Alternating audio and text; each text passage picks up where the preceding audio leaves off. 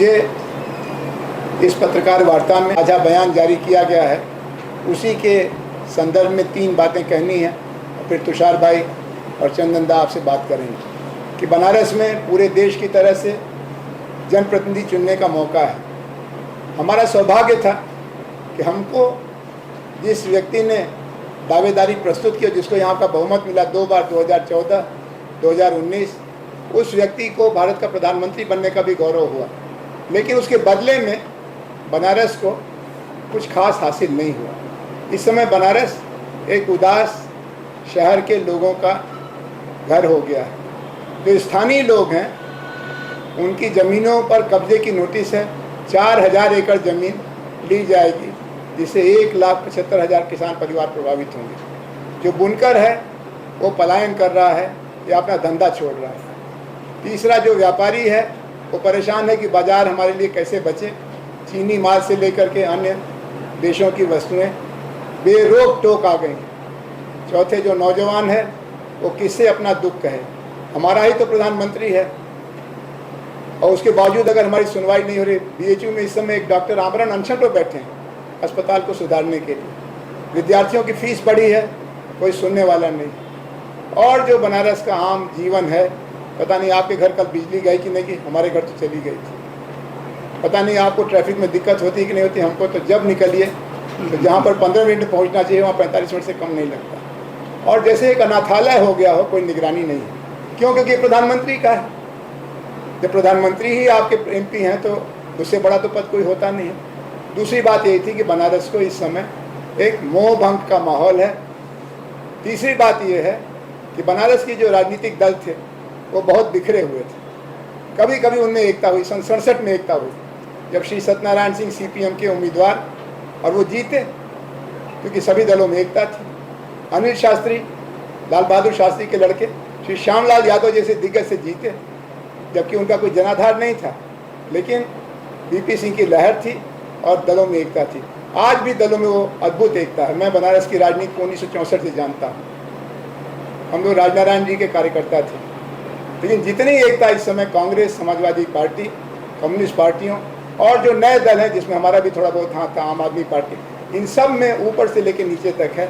ये असाधारण है। इसलिए हमको उम्मीद है कि बनारस का मतदाता अपने विवेक का इस्तेमाल करके ऐसा कोई निर्णय लेगा जो सारे देश को चौंकाने वाला होगा।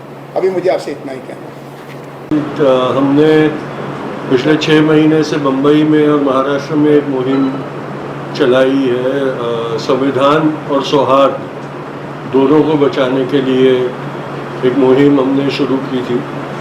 पिछले साल ही शुरू की थी, जिसमें हमने एक नारा देकर ये बात करी थी कि नफरतों भारत छोड़ो और संविधान को जोड़ो, भारत जोड़ो करके हमने एक अभियान चलाया था।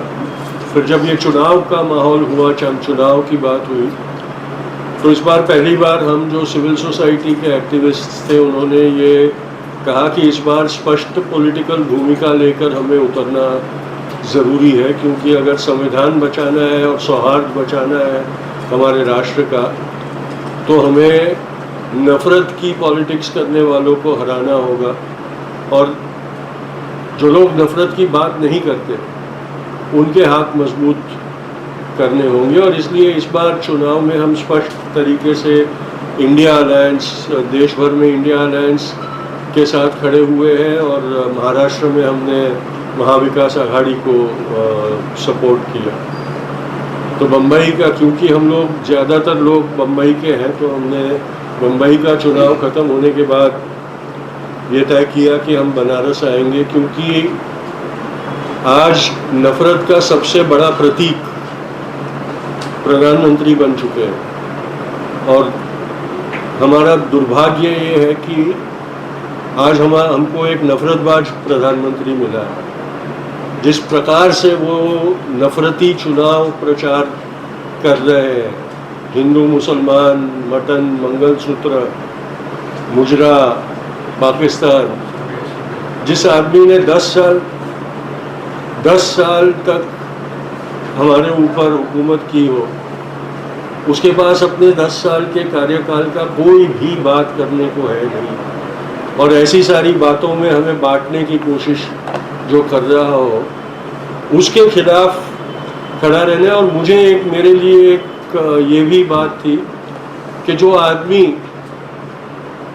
बापू के धरोहर को ख़त्म करने के लिए बीड़ा झड़प के खड़ा है, जिस तरह सर्व सेवा संघ के ऊपर बुलडोजर चलवाया, मुझे डर है कि ये प्रधानमंत्री साबरमती आश्रम का भी वही हश्र करने वाला है, क्योंकि उसे अपनी छवि वाला गांधी वहाँ बिठाना है। और इसलिए ये ज़रूरी है कि भले हम एक सिर्फ दार्शनिक रूप से उसका विरोध कर सकते हैं, क्योंकि हमारी ताकत नहीं है उसके साथ खड़ा रह कर जंग करने की, लेकिन एक दार्शनिक हमारा विरोध दिखाने के लिए हमने तय किया कि हम यहाँ आएंगे और यहाँ भी हम उसके खिलाफ प्रचार करेंगे। पिछले 3 दिनों में जो मैं यहाँ घूमा हूँ, मैंने बनारस शहर को में भी देखा, मैंने बनारस के कॉन्स्टिट्यूएंसी में आने वाले गाँवों को देखा। एक बहुत ताज्जुब हुआ, प्रधानमंत्री जी ने उनके पहले कार्यकाल में एक योजना की थी कि उनके सारे जो एमपी हैं वो एक एक गांव को गोद लेकर उसमें विकास का कार्य करेंगे। मैं कल जिस गांव को प्रधानमंत्री ने अपना कहकर गोद लिया है, क्या नाम, नागेपुर, वहाँ मैं गया था। और अगर आज नागेपुर की जो हालत है वो प्रधानमंत्री ने दत्तक लेने के बाद की हो, तो मुझे लगता है कि प्रधानमंत्री ने उसको अनाथ छोड़ना ही अच्छा होता। इस ऐसी बदतर हालत है और बेशर्मी से वहाँ प्रधानमंत्री योजना का गांव और परियोजना का गांव के तख्तियाँ लगा के रखी है, उसके सिवा और कोई भी वहाँ विकास का काम हुआ हो दिखा नहीं। और गांव के लोगों की बातें सुनकर ये लगा कि ये जो पूरा विकास का नाटक रच रहे हैं ये लोग, उसमें गरीबों से कीमत वसूली की जा रही है और अमीरों की सहूलियतें करते जा रहे हो, ऐसा लगता है, क्योंकि बड़ी बड़ी चिकनी चिकनी सड़कें दिखाई दे रही है, लेकिन उन सड़कों को बनाने के लिए गरीबों के खेत जब्त किए गए हैं, ज़मीनें हड़प ली गई है, स्टेडियम बड़ा बना रहे हैं, खेल कूद सिटी नगर या ऐसा कुछ बना रहे हैं, उसमें गरीबों की ज़मीनें उन्होंने ले ली है। कल एक बहन कल्पांत कर रही थी कि हमारा थोड़ा बहुत हमारे परिवार का निवारा जहाँ जिस ज़मीन पर से चल रहा था वो ज़मीन हमसे ले ली गई है और अब हम करें तो करें क्या, उस स्टेडियम में हमारी तो मैच नहीं खेली जाएगी। तो इस तरह का जो एक अमानुषी विकास ये सरकार कर रही है, उसके खिलाफ भी आवाज़ उठाना बहुत ज़रूरी हमने समझा। और ये मुझे ये पिछले 3-4 दिनों में ये बहुत अच्छा लगा कि शहरों में 2014-2019 में हमने देखा था कि जब भी हम लोग मोदी या भाजपा के खिलाफ प्रचार करने निकलते तो हमें चुप करने के लिए आवाज़ें उठती थी, हमें बोलने नहीं दिया जाता था, हमें लोगों से बात नहीं करने दिया जाता था। मुझे याद है मैं अहमदाबाद में गुजरात की असेंबली के लिए प्रचार करने गया था और भाजपा के लोगों ने हमको वहाँ से भगाया था, हमको खड़े होकर बात भी नहीं करने दी थी, लोगों ने भी हमारी बात सुनने से इनकार कर दिया। ये लड़ाई तो लंबी है क्योंकि उन्होंने जो घृणा का विष हमारे समाज में घोला है उसको बदलने और दिलों में वापस प्रेम का अमृत डालने के लिए लड़ाई तो बहुत लंबी लड़नी पड़ेगी और हम कटिबद्ध है, वचनबद्ध है उस लड़ाई को लड़ते रहने के लिए। लोकतंत्र के कुछ आधार हमारे जिन लोगों ने हमारा राष्ट्र बनाया, संविधान बनाया, उन्होंने सोचे थे, जिसमें संविधान एक था, मीडिया दूसरा था, जुडिशरी तीसरा था और भी थे।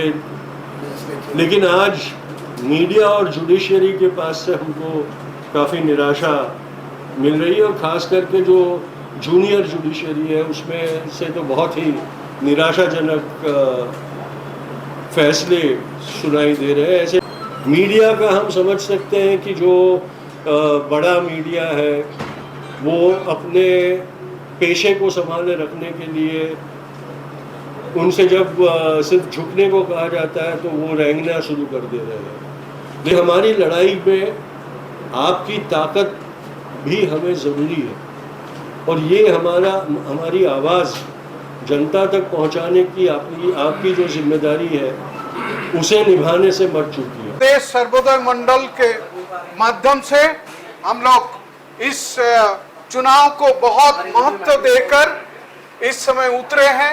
हम इसके पहले उड़ीसा में गए थे, उड़ीसा में कई दिन रहे, बंगाल में चल रहा है, इधर आए हैं, झारखंड में हमारे साथी लोग इसका प्रचार कर रहे हैं। इस ढंग से लोगों के बीच में गांव-गांव तक, शहर तक, मोहल्लों तक हम लोग पहुंचने का कोशिश करते हैं। इस कोशिश के दौरान एक दो बातें हम उठाना चाहते हैं कि आज जो सरकार के विकास के नाम से जो कर रहे हैं, क्या ये सही विकास है?